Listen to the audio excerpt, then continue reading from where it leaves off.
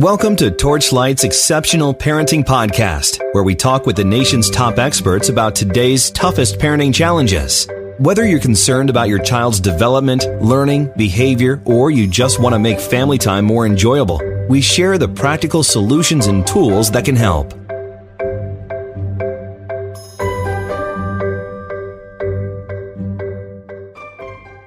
Hey everyone, welcome to this episode of Torchlight's Exceptional Parenting Podcast. I'm your host, Stephanie Boucher, and today I'll be speaking with digital health expert Janelle Burley-Hoffman.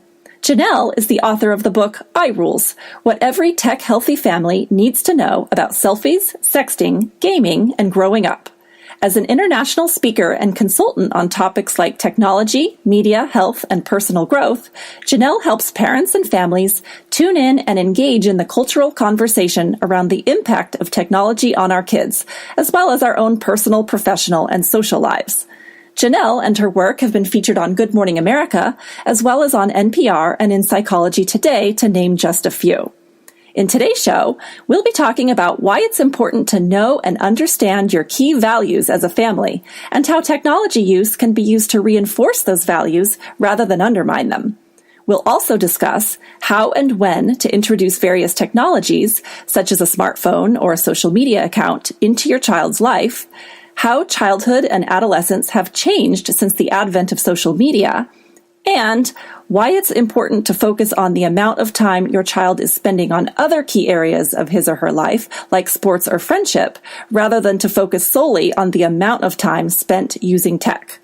Now, just a quick reminder that if you're not currently a Torchlight user, as offered in your employer's benefit plan, but you would like to be, then you can ask your employer to call us. They can find our information on our website, which is www.torchlight.care. Again, that's www.torchlight.care.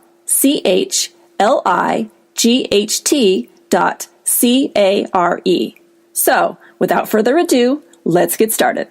Thank you, Janelle, for being with me here today. I am so excited to have you. This is such an exciting topic, and I feel honored to have all of your knowledge shared with us. Thank you so much, Stephanie. I'm really excited to do this podcast. Great. I wanted to talk a little bit about how social media has changed the nature of adolescence. We live in this world where there's this illusion of being so connected. We can access people that we never would have had access to before. Many of us, as teenagers and adolescents especially, have so many friends on Facebook or Snapchat or whatever social media platform they're using. And there's this illusion that we're all having this wonderful life, that we're doing all these fun things, that we have all of these friends and acquaintances.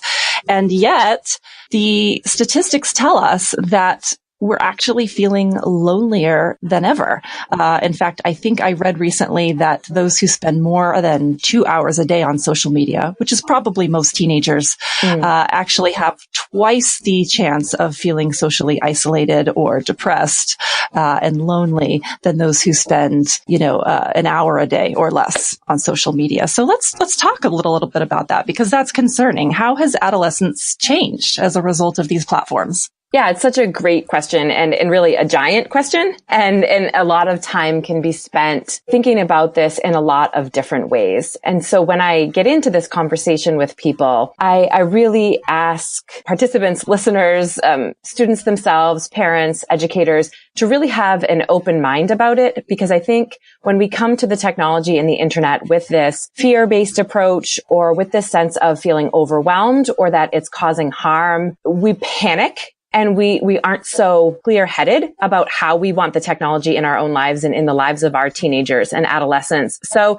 it's important to know the research, and it's important to know the trends, but it's also important to be looking at our children as individuals and looking at their behaviors and looking at what's going on for them. So that's sort of my disclaimer as I get into this conversation, because the internet is not going anywhere, and so this idea that, we can somehow keep the internet at bay or stop the technology from integrating is just not realistic, and it's not even possible, especially when we see so many, schools are introducing technology platforms and giving one-to-one devices.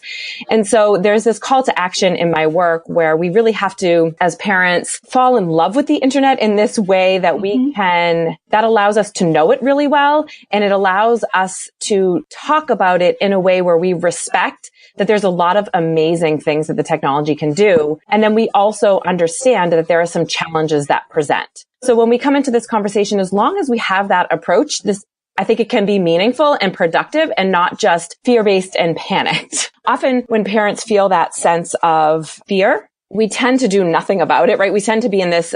it's paralyzing. Absolutely. Actually. There's this paralysis around it. And so I want all families to feel empowered in this space and to really know it. And so that there isn't this avoidance or that there isn't this, I wish it would just go away, which is often what I hear from families. So acknowledging that it can do amazing things and all of our lives are starting to depend on it in new ways. But looking at, the physical, social, emotional well-being and health of our young people is critical and important. And a main reason why I do this work is because I care about young people, in particular, adolescents and teenagers. So with that being said, it's certainly changed so much. I mean, since we were teenagers and, I always tell families this idea of when we went home from school, we maybe hung out with a couple of friends, or if we were on a sports team, maybe we would talk to one or two people, on the landline, but we didn't bring home 300 classmates with us that we had to stay connected with in group chats and social media. And so it is absolutely different, and we have to acknowledge that difference and pay attention to what that looks like for our individual child. And in some ways, it's used to strengthen social relationships. It's used to build bonds. It's used to build connection and get information. And in other ways, it can sometimes be isolating or sometimes feel a little lonely. So I think there's many things that can be true at once and true at different times for our kids too. Yes, that's very true. How do you know what's right for your child? And is that necessarily the same thing for each child that you have? Because kids are different. Every parent knows that, one child is different from the next. So how do you determine what is right for each individual child? Great question, and important to reflect on our individual children, but also how that fits into the family system. So we're thinking about what are our values? What feels important to us as a family? How do we think about major areas of parenting, whether it's nutrition and exercise or finances and activity or kindness or character?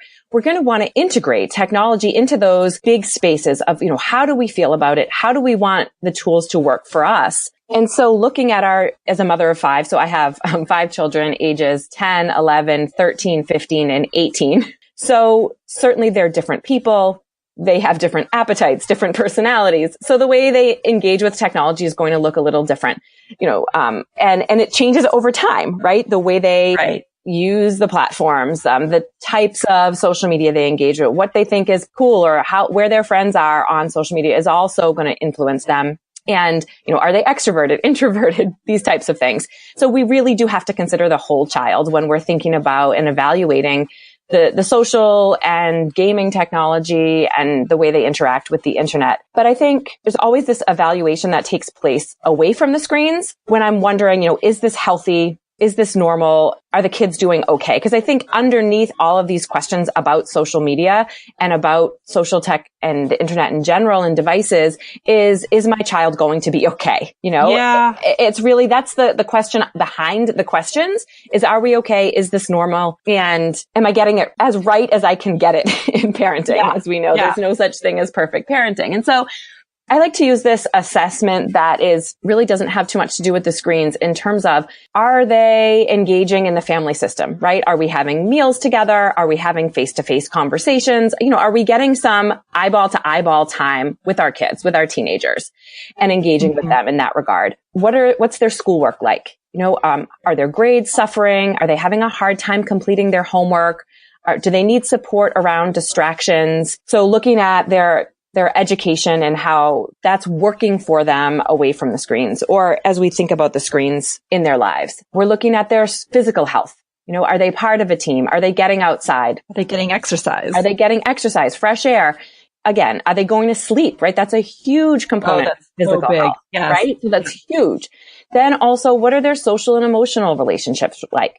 Are they hanging out with friends, again, in some eyeball to eyeball time? Are they having a lot of, drama and arguments and things away from the screens? Well, the internet may not support that, right? So we want these other categories in their lives to be pretty strong and pretty well developed and pretty healthy. And if those things are in check, kids are probably going to show up on the internet having those similar experiences, right? Having pretty typical experiences because their life, if we're looking at it on a wheel or on a spectrum, is pretty full and whole and overall pretty healthy. So I use that as sort of this idea of reassurance. And if those things are happening, there's a certain busyness to our kids too, right? That they're just not, there's not a lot of time to have hour after hour after hour just scrolling through social media. So that's a great point. Yeah. Exactly. Bringing it as part of the whole picture for the child is really important. And if those things are being impacted, right? If we're seeing a major dip in grades, if we're seeing our child,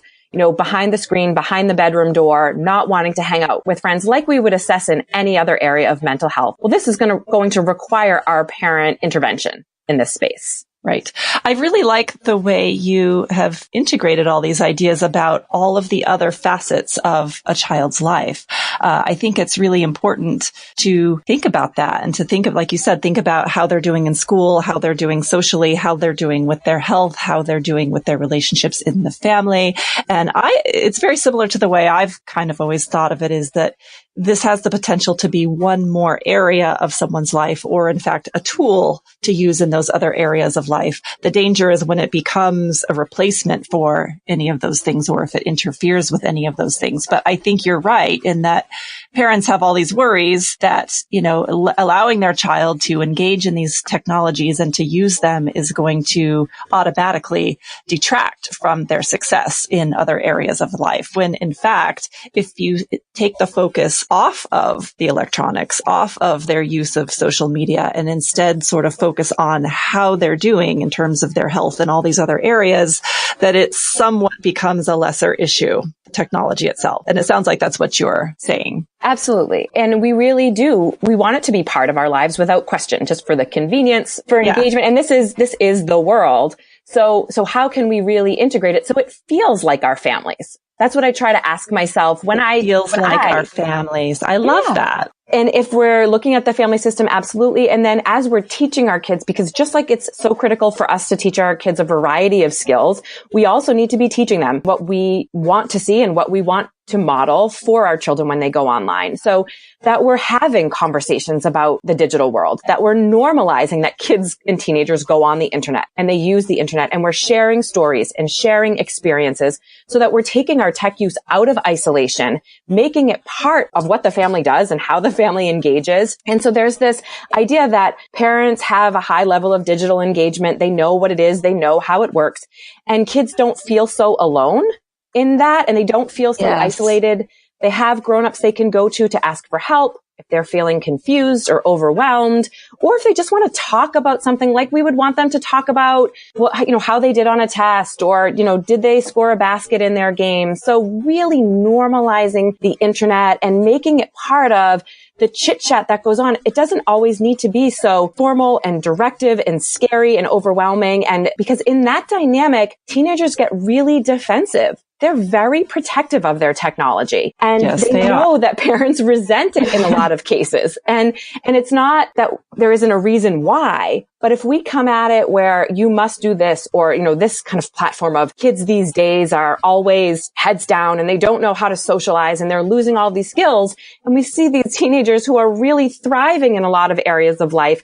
They're going to be defensive and they're going to resent that reputation, when in a lot of cases that isn't the truth. Right. Because it's a reflection of their behavior in probably other areas of life as well. Absolutely. If you're a polite, young person and you're talking to your family about morals, about values, whatever those may be for your family, about how to treat people, about what your etiquette is going to be, then much of that will carry over to your online presence.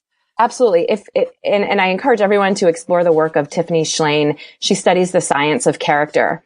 And annually, there's a big character day that schools engage with, and families and organizations engage with once a year. And it's usually at the kickoff of the school year. And I've had the good fortune of adding a digital component to her character work and some curriculum development in that regard.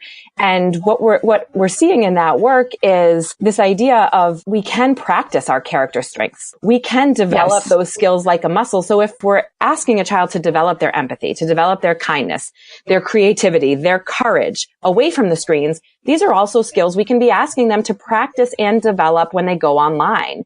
That the person that shows up online should be fully human, which means they may make some mistakes, but are we learning from those mistakes? Do we have tools to get better and to strengthen those muscles when we go online? And so this expectation that a child needs to be perfect or a teenager needs to be perfect, we have that in no other area of child and adolescent development, right? And we don't even have it for ourselves. Absolutely not. So of course there's going to be bumps in the road. And of course we're going to have to learn as we go and see how our child engages and be there to support them. So this idea of just plain old resenting the tech or saying, I wish it went away, isn't fair because we support our teenagers in so many other areas of development. We just now need to include the technology in that space as well.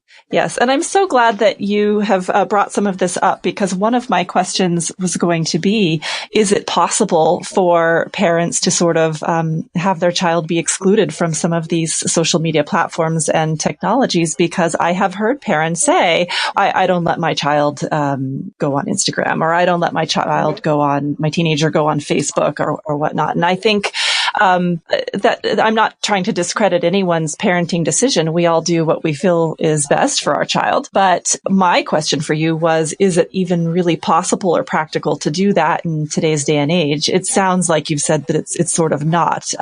It seems to me that the takeaway from this is to teach your child how to use it and how to use it as a reflection of their own values, rather than to say no, because eventually they are going to get out into the world. They are going to turn 18. They are going to create their own social media accounts. And if they didn't learn their online etiquette from us as parents, who are they going to learn it from? And that there's a danger there, I think. Absolutely. And with that, just because social media exists doesn't mean we say it's an automatic yes. So what I really ask families to do is scaffold the way they introduce the technology, just like we would do with a driver's license, right? We don't just hand over the keys to the car. And same with cooking, right? That your very young child, we might allow them to cook parallel with us, and maybe they start to measure the ingredients, and eventually they read the recipe, and someday they might be able to use the knives to chop the vegetables, with the goal that someday they'll be able to cook for themselves. Right. So what would that look like in an online setting? Yeah. So when we scaffold the tech, we look at, so again, we assess the child and the age. The $1 million question I get is like, what is the right age for insert game technology device? It is the $1 million question everyone wants to know, Janelle. Yes. And I really resist giving a prescription in that space, because I think every family's need is different and every family's use is different. But what I want to remind families is that we can dumb down our smart devices. We can make them work for our child and meet their needs, meaning if we say yes to, let's say, a smartphone in middle school, let's just imagine we say yes to a smartphone at 13. We can still tier how our child's going to engage with that. I'll give you an example. In my family, something we do with the kids is right around 11 or 12, we give them an iPod with texting capabilities. And initially they can text with family members and they're a close circle of friends that we've pre-approved. Right? So we want them to build those skills of what does it mean to socialize on technology? What does it mean to send messages? And if they do make some mistakes, it's in this very supportive environment. Families we know really well are people we're related to. And then we tier it where perhaps then after 6 months or so, they can expand who they might text with to some of their classmates or some of the kids that they only know a little bit. Right. And then eventually we build to a device maybe with internet outside of the home, or we build to an Instagram account. And again, we start small so that a child feels a sense of success with the technology. They've had a lot of really good, positive experiences. So it isn't this point of tension. It's this point where it's a tool and we can take our time with this tool. And then, eventually, just like we would, it's very developmentally appropriate to give a little bit at a time. When a child builds that trust, when they build those skills, then we allow for more. And we're also allowing those pathways for process and foundation of how do we communicate about this? When do we turn it off? What's our tech curfew?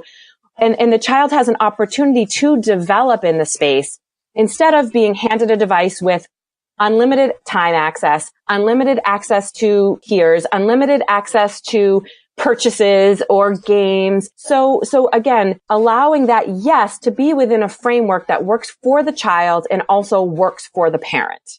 I love that. So it's like graduating them. And I love that because it does give them a sense of accomplishment, like to say, you have successfully completed this phase. Congratulations. Good on you. You're graduating to the next level. I love that. Yes. And they feel supported. And this is the part I really want families to hear about their adolescents is our young people want to have boundaries. They want to have mentors. They want to feel supported in their digital use. And so many families will say, oh, well, my child is much more savvy than I am, or they go around the controls that I set up, or they don't want to talk to me about it. And I encourage families to rethink that tension and rethink their approach. And so it becomes more of, an act of trust, right? Giving a device and starting to give some independence, just like we would let a child walk with friends to the movies at a certain age or go get a slice of pizza without us. Or maybe for our generation, it was were you ever allowed to get a phone in your bedroom, right? That was a big thing. I remember that very well. And it was in middle school. I begged for one. Precisely the developmental age that we're thinking about introducing social tech to our kids, right? So we can relate in those regards, and that there might be consequences, if you snuck a phone call after your, after your phone curfew. Yeah, exactly. That there were consequences or conversations. And so a lot of this might feel different, but if we come back to some of those parenting foundations that have been alive and well for many generations and apply it to the digital space, it doesn't feel so unfamiliar. I think that's a great point. I think we've come so far that we forget that some of what we already know still applies. Hey everyone, thanks again for listening. If you enjoyed today's show, be sure to stay tuned for our next episode of the Exceptional Parenting Podcast, which will feature part 2 of my conversation with Janelle. In it, we'll discuss how involved parents should be in their child's life on social media, how much privacy they should have, and what the term digital adulting means. In the meantime, if you want more information about today's topic and you have a Torchlight Child account, you can log in and explore the e-guide called Managing Your Child's Screen Time. While you're there, you should also check out the printable hands-on tool called the Daily Screen Time and Activity Log, which will really help you track what's going on in those non-tech areas of your child's life, as Janelle discusses here. We also have a webinar on this topic called Managing Your Child's Screen Time, hosted by Janelle, that is available via our webinars page. Now, if you don't have access to Torchlight Child, as offered in your employer's benefit plan, but you'd like to, then you can ask your employer to call us. They can find our information on our website, which is www.torchlight.care. Again, that's www.torchlight.care.